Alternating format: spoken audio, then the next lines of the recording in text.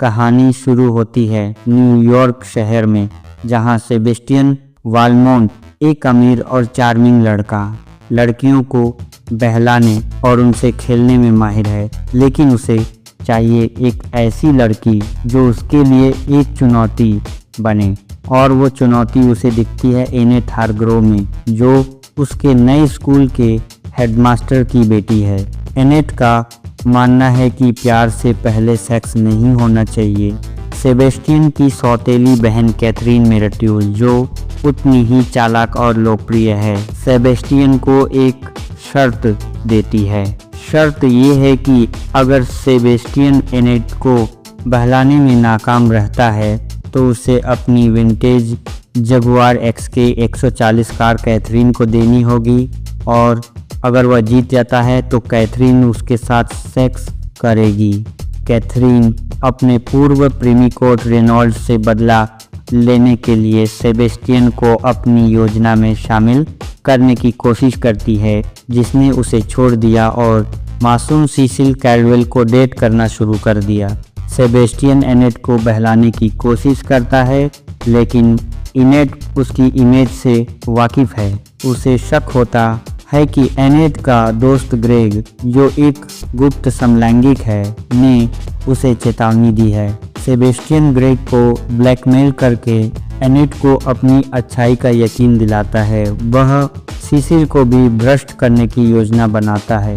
Catherine Cecil और उसके युवा संगीत शिक्षक रोनाल्ड क्लिफोर्ड के बीच रोमांटिक तनाव को देखती है और सिसिल की मां को बता देती है, जिससे रोनाल्ड को नौकरी से निकाल दिया जाता है। सेबेस्टियन और कैथरीन रोनाल्ड को सिसिल के लिए लड़ने के लिए मनाते हैं और एक प्रेम पत्र लिखवाते हैं, जिसका इस्तेमाल सेबेस्टियन सिसिल को अपने बेडरूम में बुलाने के लिए करता है।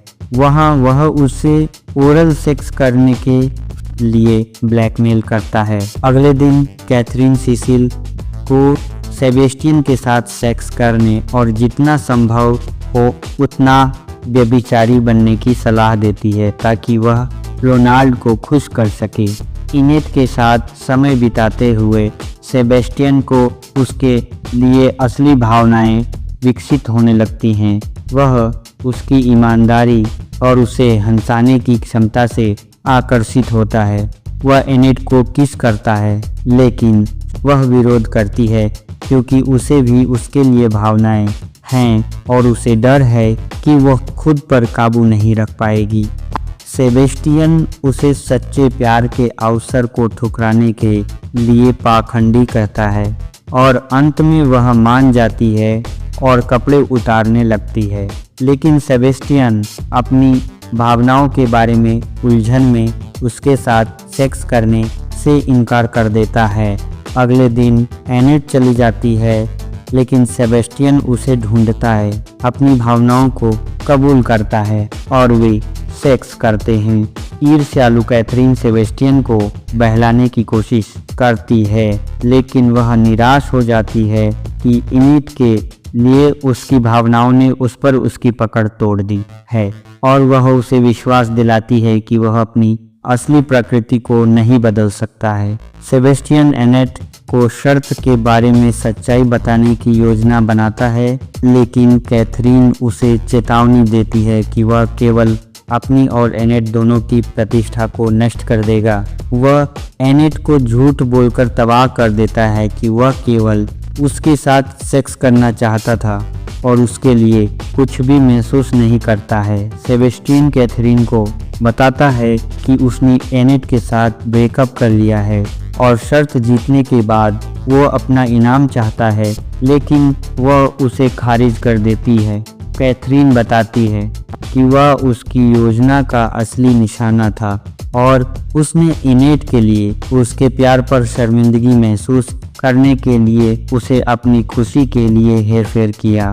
सेबेस्टियन सच्चाई कबूल करने और दूसरा मौका मांगने के लिए एनेट से संपर्क करने की कोशिश करता है, लेकिन वह उससे मिलने से इनकार कर देती है। वह उसे अपनी डायरी देता है जिसमें उसने कैथरीन की हेर-फेर योजनाओं, उनकी शर्त और एनेट के लिए अपनी सच्ची भावनाओं का विवरण दिया है। बदला लेने के लिए कैथरीन रोनाल्ड को फ़ोन करती है, यह दावा करते हुए कि सेबेस्टियन ने उसे चोट पहुंचाई और सिसिल के साथ सोया। रोनाल्ड सेबेस्टियन का हिंसक रूप से सामना करता है और उसके बाद की लड़ाई सड़क के बीच में चली जाती है। एनेट हस्तक्षेप करने की कोशिश करती है लेकिन उसे ट्रैफिक में फेंक दिया जाता है और सेबेस्टियन उसे बचाने के लिए धक्का देते हुए घातक रूप से घायल हो जाता है। सेबेस्टियन और एनेट मरने से पहले एक दूसरे के लिए अपने प्यार का इजहार करते हैं। सेबेस्टियन के अंतिम संस्कार में कैथरीन सेबेस्टियन की मौत से प्रभावित एक स्तुति देना शुरू करती है, लेकिन लोग उसके खत्म होने से पहले ही चले जाते हैं। कैथरीन बाहर भागती है और सिसिल को सेबेस्टियन की डायरी की प्रतियां बांटते हुए पाती है जिसका शीर्षक क्रूएल इंटेंशंस है। जैसे ही उसकी हेरफेर, व्यभिचार और नशीली दवाओं के दुरुपयोग का विवरण सार्वजनिक होता है, कैथरीन रोती है क्योंकि उसकी प्रतिष्ठा और अच्छी लड़की का मुखौटा नष्ट हो जाता है।